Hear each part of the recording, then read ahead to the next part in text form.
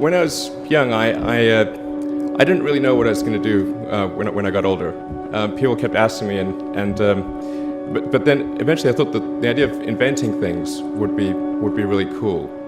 And the reason I thought that was because I read a quote from Arthur C. Clarke, which said that a sufficiently advanced technology is indistinguishable from magic, and that's really true. If you go back, say 300 years, the things that we take for granted today you'd be burned at the stake for. Being able to fly, being able to see over long distances, being able to communicate, and having access to all the world's information instantly from almost anywhere on the earth. This is stuff that really would be magic, or would be considered magic in times past. In fact, I think it actually goes beyond that, because there are many things that we take for granted today that weren't even imagined in times past. They weren't even in the realm of magic. So it actually goes beyond that. So I thought, well, if I can do some of those things, basically if I can advance technology, then that's like magic, and that would be really cool. And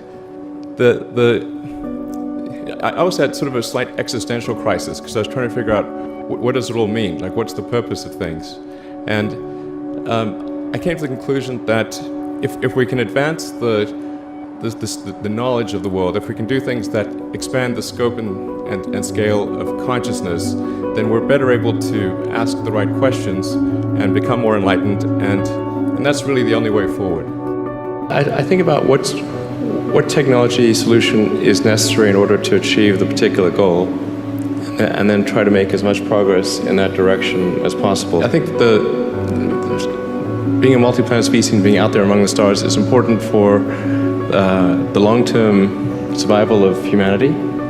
But then the part that I find personally most motivating is that it creates a sense of adventure, and it makes people excited about the future. If you consider two futures, one where we are forever confined to Earth until eventually something terrible happens, or another future where we are out there on many planets, maybe even going beyond the solar system. I think that second version is incredibly exciting and inspiring, and there need to be reasons to get up in the morning. Life can't just be about solving problems. Otherwise, what's the point? There's got to be things that people find inspiring and make life worth living.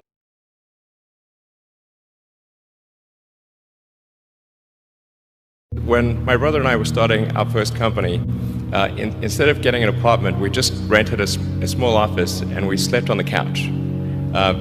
And we showered at the YMCA, and we're so hot up we had one computer, so the website was up during the day, and I was coding at night, 7 days a week, all the time.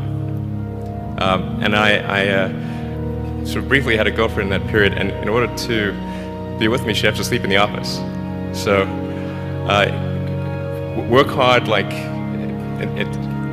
every waking hour. That's the thing I would say particularly if you're starting a company. A natural human tendency is wishful thinking.